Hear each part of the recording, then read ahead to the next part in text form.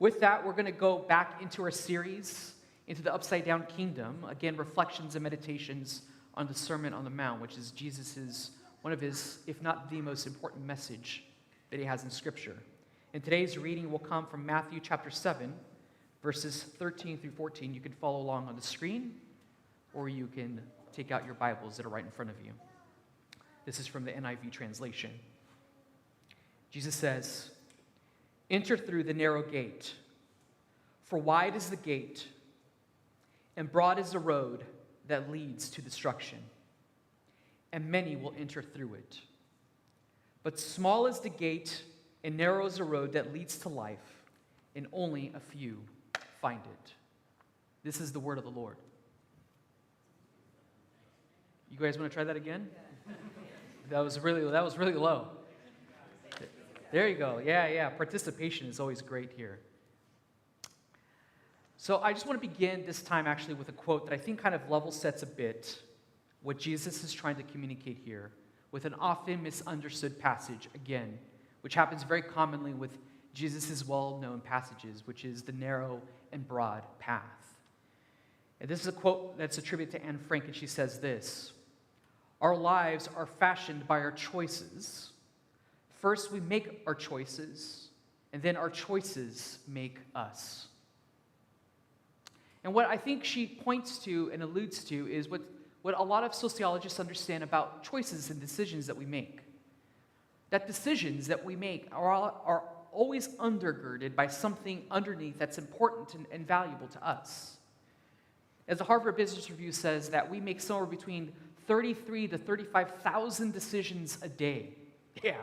30 to 35,000 decisions that we make every single day that you don't even think about, but yet are all based on some principle and some value that you probably are not aware of, but you instinctively make these decisions because of something that you value, that you care about. Like I was talking to my friend a few years ago who started snacking on kale chips, and I couldn't understand why he liked kale chips, because I don't find kale to be a delicious snack. I regretfully eat it in my salads because of what it gives me. But I just saw him munching away eating these kale chips and realized that that the only way he could be eating this is because of the cheese that's basically on the top. And on my conversation with him, "Why are you eating these kale chips? Like, you're pretty much eating it because of the cheese that's melted on the top. I could barely even see the green." And for him, it was, well, I eat these chips because, I'm trying to stay healthy and stay fit. And he realized that he liked eating carbs more, like chips or donuts or whatever cereal of his choice that he liked. And even a small decision like that, to choose to snack on a kale chip, I'm sure probably went through all these little decision-making processes in his mind that he probably didn't think much about, but in his attempt to be healthy, probably narrowed down the decisions of just even something as simple as a snack option. And I think what this quote kind of captures is kind of what this passage captures, which is that actually all of our decisions, especially when we make big decisions in life, are actually little pictures of all the little decisions that we've made to get to some of the bigger decisions that we make in life that have real consequences, that have real meaning and impact in our lives that we don't normally track, but you can probably do that if you start looking back at your life, like the person that you chose to marry. Usually starts at a pretty young age, what you think the kind of person you want to marry. The looks, the dress, the appearance, the personality, the iterations of all the dates that you're going to go on, the trial and error that ends up happening that eventually gets you to the decision to make that ultimate decision to marry that person. Decisions matter a lot because actually at the root of all of our decisions is a value. Something that matters and is very important to us. And what Jesus is actually alluding to here is that in life, there is actually this idea, this ultimate value and decision that we'll all have to make. And Jesus here actually states it in a very binary way. There's actually only two options. There's a set of values. There's only really one you're going to choose. And this choice will affect all your other decisions in a way that will set you either on the broad path or on the narrow road. It's hard sometimes as a preacher to sometimes preach passages like this, because one of the things I always appreciate a lot about Jesus is that he's incredibly nuanced.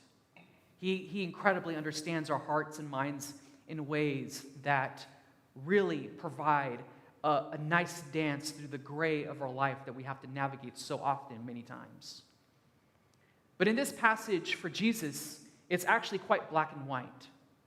He says, either you're going to choose to follow the path that I'm asking you to go on, which is this narrow path, or it's the broad path that he says that leads to destruction. And I think what he's pointing to is the fact that you can think all sorts of things that you want about Jesus, or all the things that he's been talking about in the Sermon on the Mount, and what it means to live actually on the narrow path of life. And now that he's come to the end of his Sermon on the Mount, he's basically urging you to now make a decision. You have to make a decision. What are you going to choose? Is Jesus just going to be a nice philosopher with nice things to impute onto your life? Is he just God to you in a way like you see the sun and realize it's a nice little fact to hold on to, but doesn't impact the day too much? Or is Jesus going to become something more, as he's been describing the path that he's been describing to you this whole time? He's saying now you actually have to make a decision, a value decision, and which way are you going to go? And he says that all of us are always on one of these two paths. And he's trying to warn you to see, have you been following along and understanding the path that you're actually choosing to walk on or not? And so for today, Jesus is going to talk about these two paths. That actually what he says that in life, we're always on one of these two paths, the broad or the narrow path. And so for today, we're going to talk about these three little points. They're going to help guide the text for our time today, which is the importance of gates, the path of death and life, and the way. So we're going to start first talking about gates. And the reason I want to start with talking about gates is because gates in Jesus' day and time were actually little analogies about, not just about life, a cultural little innuendo, but in the Old Testament, there's a rich history and understanding of gates and doorways and things happening around gates and doorways. But before I continue on, I have to actually clear up a bit this little passage that Jesus talks about when he talks about the narrow and the broad path. Especially if you've been church long enough, many times when we see this passage, we treat it as, well, what Jesus is actually asking us to decide is between heaven or hell.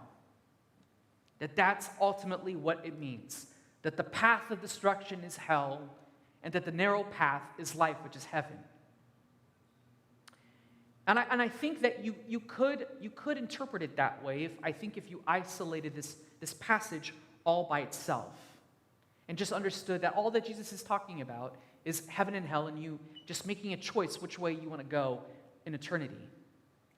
Which I think has produced a kind of Christian that believes that all I actually have to do is just affirm that Jesus is God, and if I do that, then God will become like the get out of jail free card in Monopoly or fire insurance. No one knows that you have fire insurance until your house burns down, but then when it burns down and you've paid your dues over time, you can all of a sudden declare it and it gets rebuilt. Or sometimes you might think that at the day that you're going to die and you meet Jesus at the pearly gates with St. Peter there, that all you have to do is just present your get out of hell card and you're free to go into heaven. Which misses the point that Jesus actually has been talking about this whole time, because while there is an eternal destiny, that's not Jesus' point actually about this little parable actually about life. That gates back in Jesus' time were references to entry points into something. And a gate, like for us, a gate normally just divides our property from the house to the street, which is like this little tiny path that gets to your doorway. But gates in Jesus' day actually were divisions, major divisions between roads, paths that you would choose to go on, which means that it usually was an analogous or an analogy to a journey. That crossing a gate meant to take a journey. And since Jesus talks about two types of doors, he talks about a broad door and a narrow door in this analogy of life. He most likely has, because he's a man of his time, probably thinking about two very specific gates, which is the broad gate, which is the one to the left, and that little tiny narrow gate that has that little tiny ramp. And what you notice about that broad gate to the left, that broad gate, it's a lot of architecture and things have been done over the thousands of years. So probably in Jesus' time, it didn't look that crazy and elaborate. But it kind of paints the idea of what the wide, broad gate is. The broad and wide gate was normally used as a way out where many people could walk through, and there's multiple directions that you could go on, which is the broad gate, which is the exit gate normally of someone leaving the city and leaving the protection of the city and out of the temple area of God's presence out into the world and all the other options that you can go, north, south, east, west, whatever way you wanted to go. Broad is the way in many ways that you could go, is Jesus' point. But narrow is that little gate to the right. As you can tell, that little gate has this little ramp that only one person basically at a time could go with maybe an animal next to them. And narrow is the way in, and if you observe actually, through that narrow gate is direct access right into God's presence. Wide is the gate, and narrow is the road to life. So Jesus, in his mind, talking to his audience, is probably giving them this picture of what these two gates kind of look like, which, if you see, they're two paths. And what Jesus is saying is that life is about two paths going in two directions, which is what he's talking about. And so he's going to now, in this little parable of life, kind of describe to you the choices that are before you. And if you choose to go one way or the other, what you will have to anticipate whatever road you choose, which is the paths of life and death. And Jesus begins actually this little section. He gives this little command, and he says, enter through the narrow gate. And he gives a reason why actually you should choose the narrow gate. Because he says, for wide is the gate and broad is the road that leads to destruction, and many will enter through it. Now that word in the Hebrew and Greek, because that's where it's kind of based on the etymology of that word, it's translated as destruction. But I was thinking about today, like how we think about destruction. I think like Looney Tunes. If you remember seeing Looney Tunes, like Bugs Bunny, or that kind of genre of cartoon where they get like a stick of dynamite and just explode. You know what I'm talking about? And so we think about like destruction, like this instant explosion, we just disintegrate into nothing. But actually the word here, destruction, its word etymology means a slow undoing. A very slow undoing. And if you think about like a ball of yarn that gets its string pulled, eventually it becomes undone. Wide is the gate, and many are the options for those that choose the broad way of life. And what Jesus is pointing out to is that the broad path has many options, many ways that you could choose and go. But Jesus would say that making those kinds of choices would choose to a slow self-disintegration of self. Take, for example, a person that has a lot of stress and anxiety within their lives. Broad is the way, and the options, if you don't choose a narrow path, which some people choose for things like alcohol. You could choose to consume alcohol to care for your anxieties, and that's not necessarily a bad thing to make a choice every once in a while to unwind with a glass of wine. But it becomes another thing if it becomes a couple glasses every single day. Broad is the way and wide is the road. Because what Jesus is saying is that at the center of all of these decisions is what you desire for yourself. And you could choose almost anything you want. actually, because broad is the way and wide is the road. You could choose your family and idolize your family and have your life's purpose and goal on a journey to please your family. You could have it to be a career, which is what so many people do here in the Bay. Choose a career and sacrifice years of their life to one day invest into that little startup that eventually they hope and pray that within 10 years will become public and they can invest and make millions and millions of dollars. Because wide is the path and the options for those that want to be wealthy and rich, and you can make all of these choices in your life. And what Jesus is saying is that it's broad because you get to make all the choices that you want to please, to comfort your anxieties, your plans, your hopes, and your dreams. And so in a sense, what Jesus is saying is that the broad is a road. What it actually has all in common is you making the choice of you being the captain of your very souls. Because you get to make the choices, and the options are wide to you. And I love, and I state it this way because there's this poem, if you're into poetry, Invictus, by William Ernest Henley. And he wrote this poem actually as a staunch atheist suffering from tuberculosis, about to get his leg amputated. So you could tell he probably thought wonderfully about life. And as he was facing a lot of pain and discomfort in his life, he wrote this poem called Invictus, which in the Latin is translated as unconquered. And this is what he says about his life experiences and his choices of life. Out of the night that covers me, black as the pit from pole to pole, I think whatever gods may be for my unquenchable soul. In the fell clutch of circumstance, I have not winced or cried aloud. Under the burgeoning of chances, my head is bloodied, but unbowed. Beyond this place of wrath and tears looms but the horror of the shade, and yet the menace of years finds, I shall find me unafraid. It matters not how straight the gate, how charged with punishment the scroll. I am the master of my fate.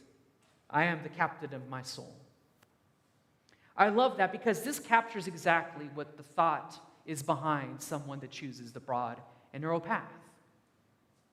You get to choose your way to go. And what Jesus is saying is that it's actually this little irony and parable that Jesus gives, that broad is the way that leads to destruction, is this idea of like this almost like opposite funnel syndrome happening to most of us in life. That while you think you have all this freedom to make all of these choices of all the ways you want to navigate your life, the irony is that it all leads into just one narrow path of destruction. Like the person that chooses to consume alcohol to care for their anxieties. Slowly, they'll have to consume more and more to gain the same effect, which at some point creates an addiction, which at some point means that they're trapped actually into that addiction to cope with reality because they've taught themselves, they've made all of these little decisions that the ultimate value of their lives is to quench the unshakable anxieties and fears that they have in their life. And it creates this narrowing, this prism of the slow undoing of destruction. Or take the person that chooses career. As I've heard so often, people sacrificing the 65 to 80 hours a week of work in these nonprofits, hoping and praying that they're just going to make it. But the cost of that 10 years of sacrifice, what would you have to give to get to that point, to get to that wealth and to base all that hope on? The slow burning of relationships that you have around you to commit to your dreams and to your hopes. The unable to be around your family and your friends and watching that dissolve and burn, which is why so many people at some point within their late 30s and 40s as they make it also find themselves divorced and alone and very anxious. Wide is the road and the options, and yet it creates a slow undoing of life. That you will get what you want, but it will come at the cost of your very soul.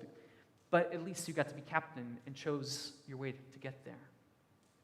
And because Jesus will never force you into the kingdom, it's a choice. You have to actually choose the narrow path, which is why he tells you at the very beginning, you have to actually make the choice for the narrow path, because wide is the way, which is the way that everyone normally goes on. And so what Jesus at the end of the Sermon on the Mount is doing is he's inviting you into a different kind of way. That he's saying that now that you've heard everything that I've said, to go and to continue the journey, you actually have to make a choice to choose the narrow path that's before you. And he describes the narrow path as that small is the gate, and narrow is the road that leads to life, that he says only a few find. That word for small, it actually is, I think, better translated as squeezed. So if you remember back in that little picture, if you want to put that picture back on the screen, Rob, of the little gate, you can't just run right through it casually, especially if you had an animal, for example, with you, which we'll talk about in a little bit. You have to actually almost squeeze your way in through that ramp, through that door. One by one, you have to make the choice to go through that little narrow door, to squeeze yourself in. Which is interesting because that word squeeze in Jesus' day was actually a slang term to mean oppression. That actually, in order to choose to follow Jesus' way of life, you actually have to self-oppress yourself, which is the irony. The irony actually to follow Jesus is that you have to choose a life of a lot of self-control, of when moments and times where people will yell and scream at you and you'll desire revenge, you'll have to say no to that. You have to choose to love people that often you don't actually really want to love, but you'll have to make the choice and squeeze and oppress yourself to deal with that person's hate and vitriol towards you, because you're making the choice to squeeze your way through the narrow little path that Jesus has been talking about this whole time.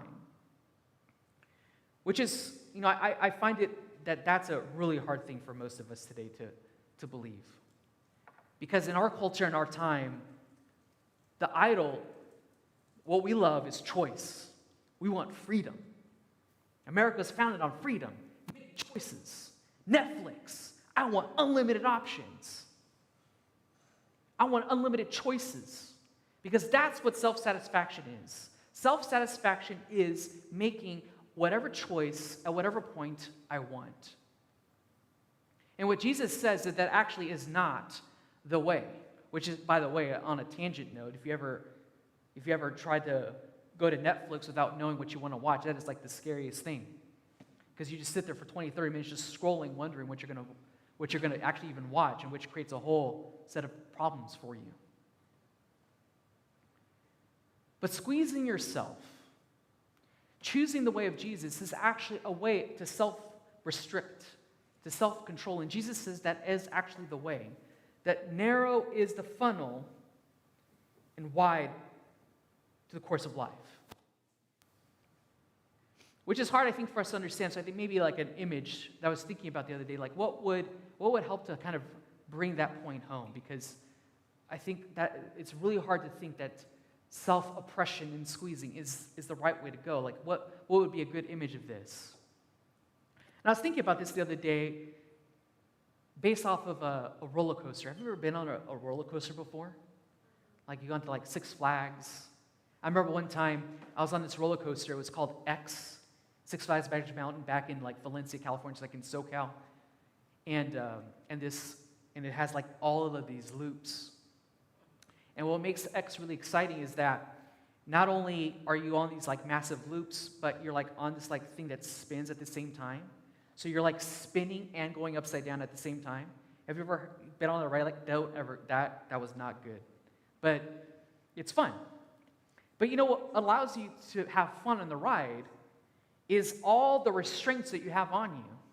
The lap belt, the cross belt, the lap bar, the chest bar.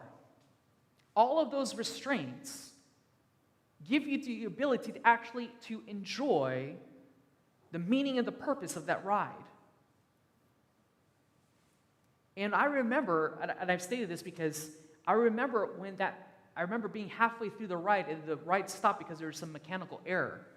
And and because of the way it was spinning, and I was the only one spinning on that little, like, it's like these little 4 little intersection things, I was hanging upside down, and I was looking straight at the ground as they were repairing it so I can go through again. And I could hear them on the megaphone telling me that they're going to give you 2 extra rides. And I'm like, please don't do that. And I'm just staring at the ground and holding on to dear life these little things. Just thinking and being thankful that I'm so restricted in this little thing so I can just endure the end of this ride. And that's kind of like what a life is and a choice is to follow Jesus and to understand how restraints function and self-control in our life. The point of life isn't to have a maximization of freedom. The point of life is to enjoy the rich relationship with God and with others, to find meaning and purpose. And what the constraints allow you to do is to navigate life that through all the loops and through all the upside-down moments that you'll have that will sometimes feel very scary, or sometimes you'll face the ground without knowing how long you're going to be hanging there for. The strengths and the constraints remind you that at the end of it, everything will be okay because you'll be safe. And you can navigate through until you get to the very end. And a life with Jesus, understanding the narrow way, is like that. Is that though you find yourself very self-restrained, it actually grants you a lot of freedom.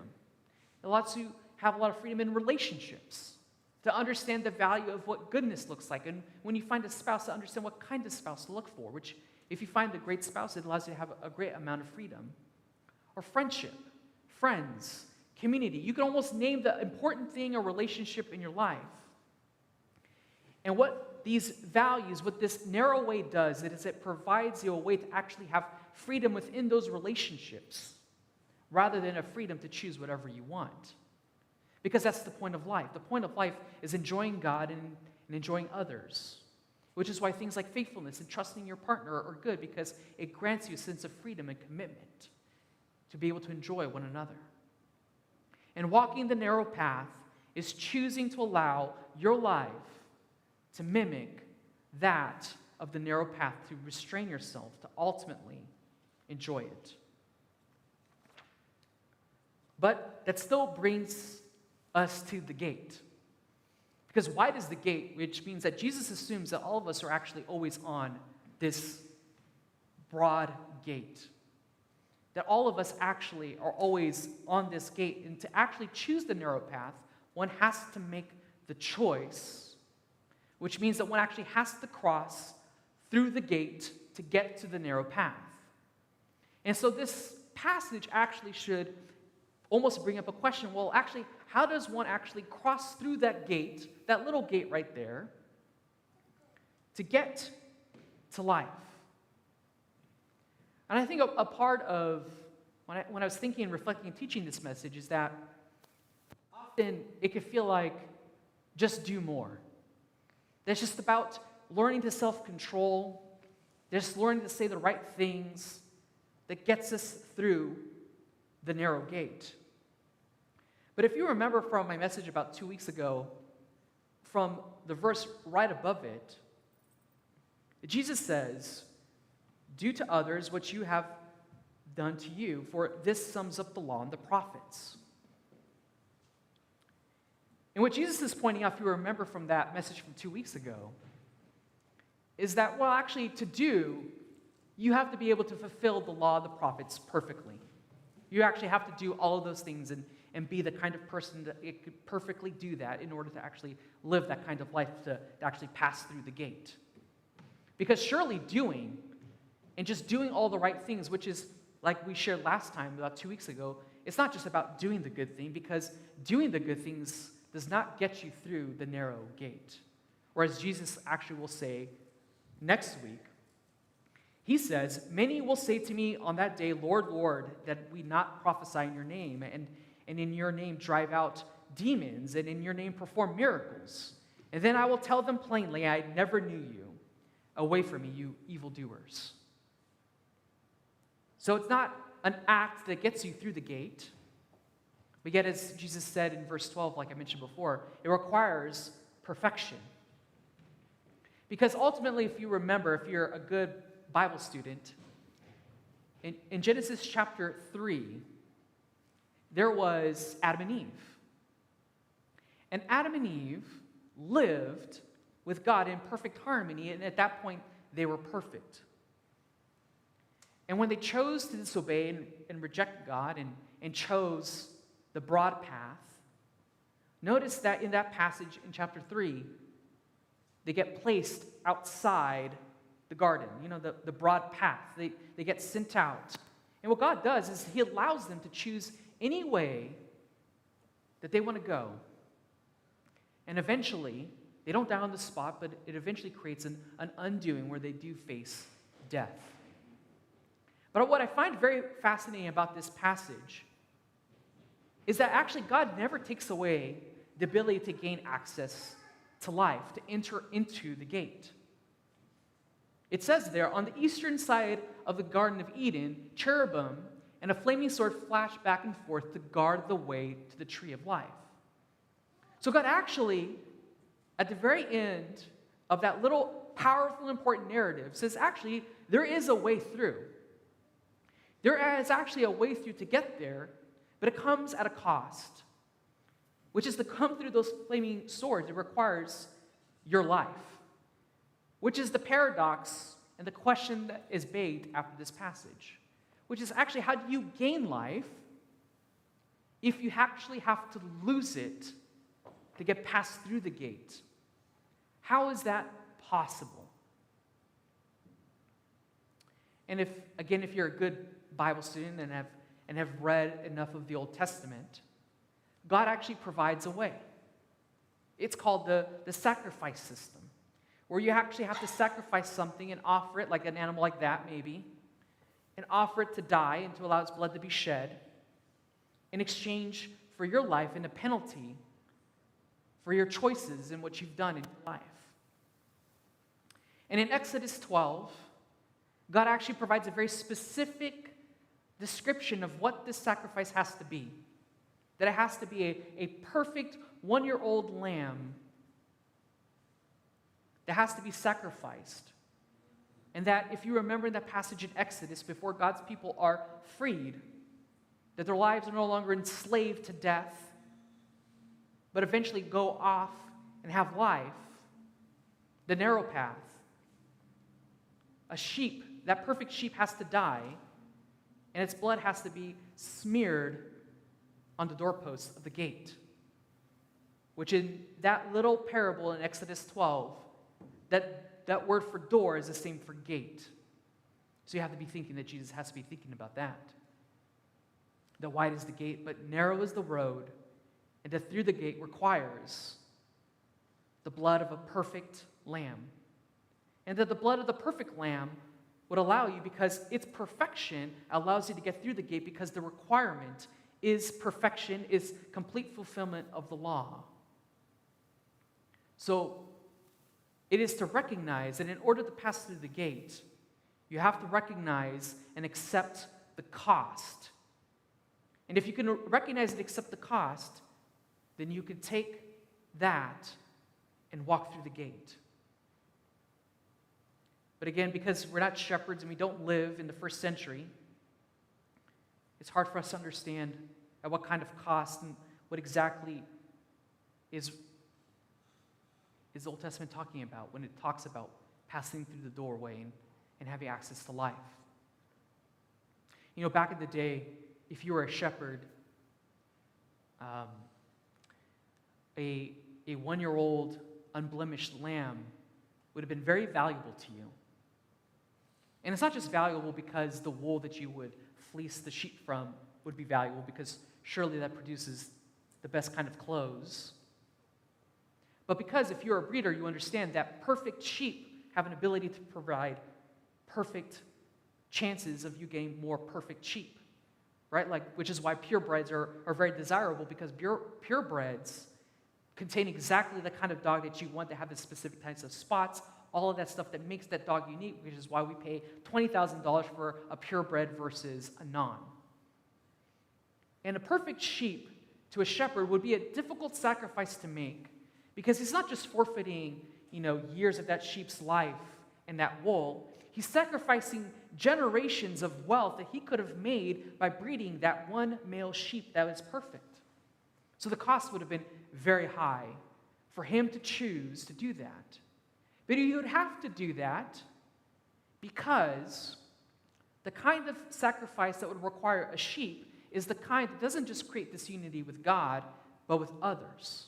Like, for example, like if you falsely lied to your neighbor and scammed him of his money or bared false witness. It doesn't just create this unity with God, but with neighbor. And in order to make things right with God, you'd have to get that sheep that you covet, that you so want to breed later on, and you'd have to take that sheep by yourself and take a journey from the broad road outside into the eastern gate, actually, that leads you straight into the temple. And what's fascinating is that that journey was done on purpose because on the way, especially in a society full of people that raised sheep and had agriculture, if you were one guy walking with one perfect sheep, everyone would know what you're doing. You're going to go and sacrifice at the temple, which means that you've done something wrong. And so not only is it a great cost to you financially and value-wise, but now all of this shame and guilt is now being poured on you as you walk to the temple through the narrow gate. So it's not just a financial cost, but a social cost that you have to carry on your way through the narrow gate.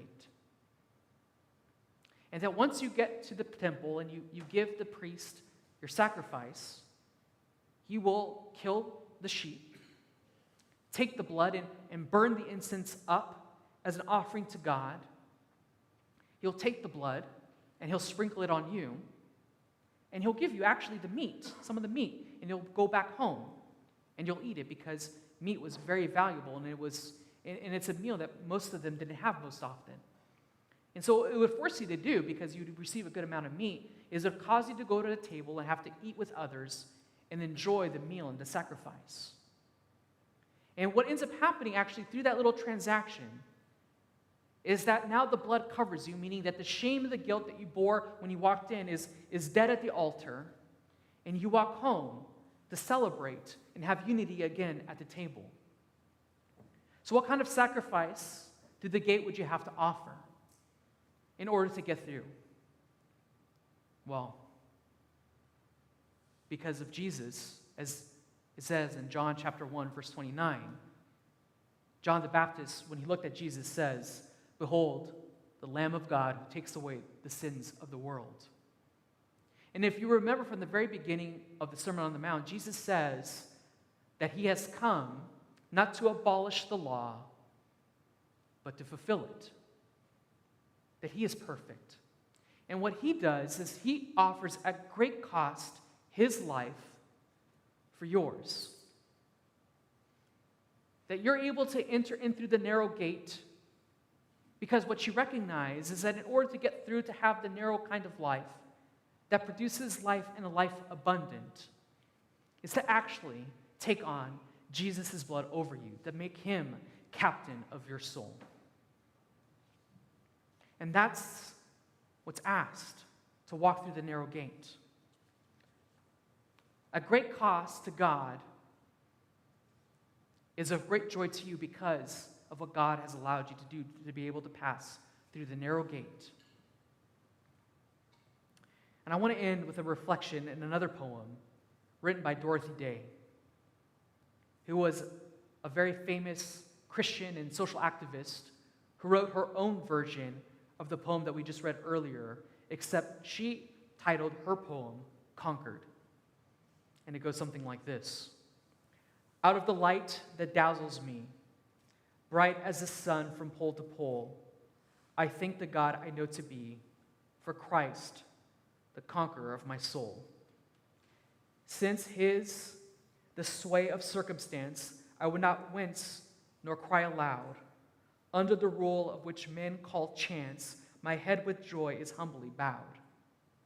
Beyond this place of sin and tears, that life with him and his the aid, that spite the menace of the years, keep and will keep me unafraid.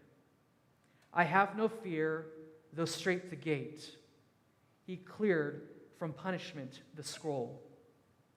Christ is the master of my fate.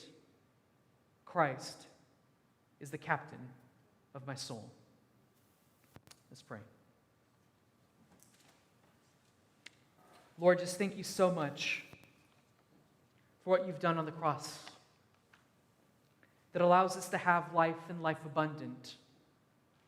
That sometimes we forget at great cost you came and offered up your life for us.